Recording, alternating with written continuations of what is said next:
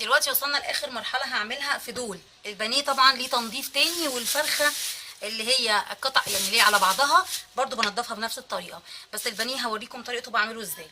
اخر مرحله وهي الدقيق والخل او الدقيق والليمون. هقول لكم هعمل ايه.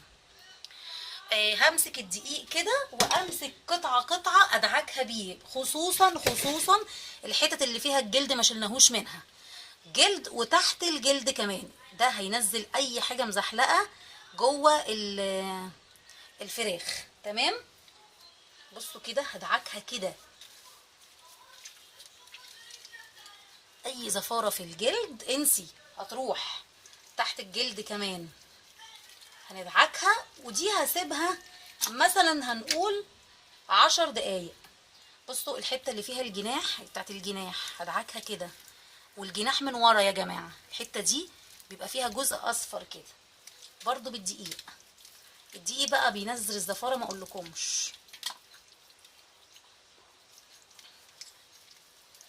هسيبهم 10 دقايق في الدقيق، وبعدين اقوم حاطه حبه خل واحطه في الميه. والخل مش هسيبه كتير، ليه؟ هو بس الخل لتأكيد نظافة وتأكيد تعقيم، وكمان عايزين الفراخ دي لو هنسلقها او فيها حاجة هتتسلق تطلع لنا شوربة، يعني تبقى شوربتها حلوة.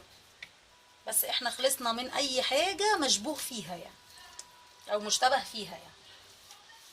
اهو كده تقدري تاخدي شوربة رايقة، مش معكرة مش زفرة، تبقي مطمنة للفراخ وانتي بتاكليها وبتاكليها لعيلتك. شايفين بيبقى في حاجات تحت الجلد كده لزجة شبه الزلال بتاع البيت كده، الفراخ بتطلع. بصوا بمجرد ما بدعكه بالفراخ طالعه في ايدي ازاي، شايفين؟ وانتي بتتعاملي مع الكبد بالذات اتعاملي بحرص عشان مش عايزينها تتهري مننا. بمسك الزور كده، شايفين؟ الحته دي مهمه قوي بتاعه الجناح. انا بقى هتفضلوا معايا عشان انا ايديا خلاص اتبهدلت، مش هعرف افصل الكاميرا، هتفضلوا معايا في الخطوه دي. مفيش حد معايا بيصور اهو. على فكره لو الفرخه كامله نفس الخطوات انا بشتغلها، نفس طريقه الشغل ونفس التكنيك. هو البانيه يمكن بيبقى ما بياخدش شغل قوي زي بقيه اجزاء الفرخه، عشان البانيه ما فيهوش دم وما فيهوش دهون، الصدر دايما دهونه اقل. اهم دول الكبد والقوانص والقلوب، انا هعملهم بايدي كده بس علشان الزفاره اللي فيهم. هنزل ده كده اهو، هغسل ده وهسيب الفراخ 10 دقايق مش كتير، يعني انا مش محتاجه اكتر من 10 دقايق. مش هغسل بصابون ولا حاجه، كده بس بالميه اهو. 10 دقايق هنا جوه البوله.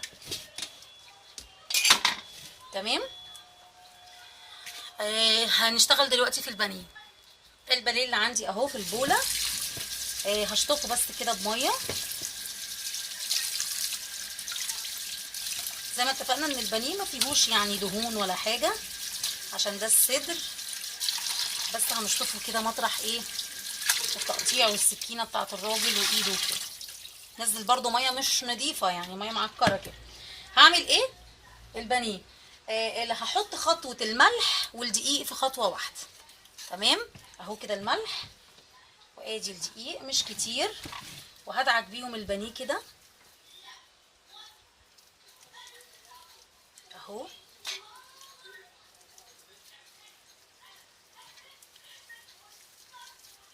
الملح والدقيق في خطوه واحده. تمام. اول ما اخلص ده هقوم واخده على طول الفراخ التانية، حاطه عليهم نقطتين الخل واملى البوله ميه، وابتدي بقى انضف شويه بشويه.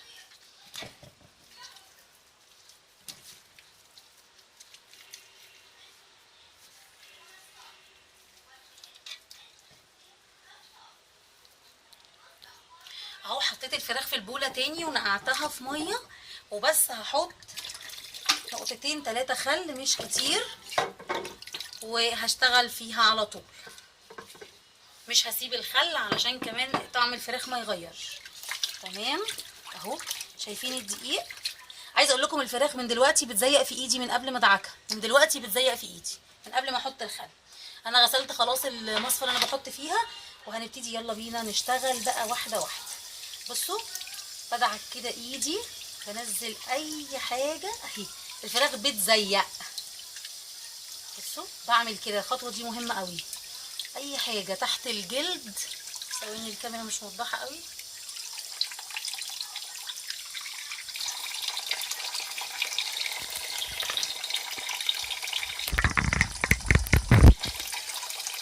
اهو كده اي حاجه. بصوا بقى اي حاجه تحت الجلد كده اهو. شايفين؟ بصوا الفرخه ما فيهاش اي حاجه ملزقه.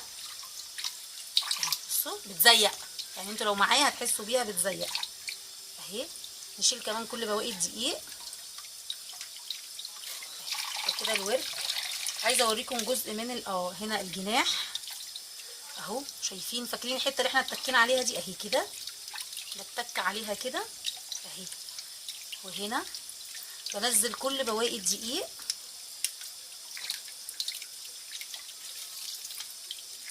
اهي. عايزه اوريكم حته من اللي فيها سلسله فيها. بصوا النظافه. الكاميرا مغيمه قوي، ثواني كده اظبطها. بصوا الجزء اللي كان فيه سلسله، بصوا النظافه. شايفين؟ ما فيهاش نقطه دم واحده، بقت بيضه شفافه. هشيل كمان الدهن اللي في الزور ده، انا ما بحبش خالص دهون الفراخ خالص. عايزه اوريكم حته فيها سلسله اكبر اهي. بصوا منظرها، هي كده فيها دقيق. تمام. هنضف بقى مكان الدقيق بايديا. هنضف هنا الجناح كويس، اتك قوي على الحتت اللي فيها جناح دي اهو. بصوا الفراخ عامله ازاي، ما فيهاش نقطه دم واحده.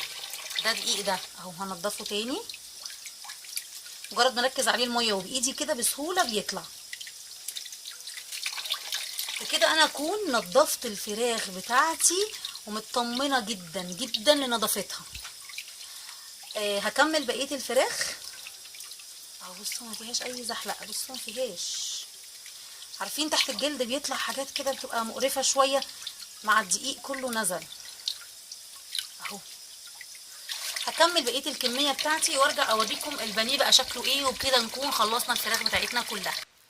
خلصت تنظيف الفراخ وهعمل هعمل البانيه قصدي اللي عندي. هشطف كده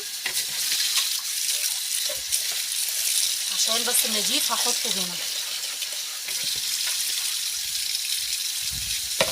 بصوا اهو. بصوا البانيه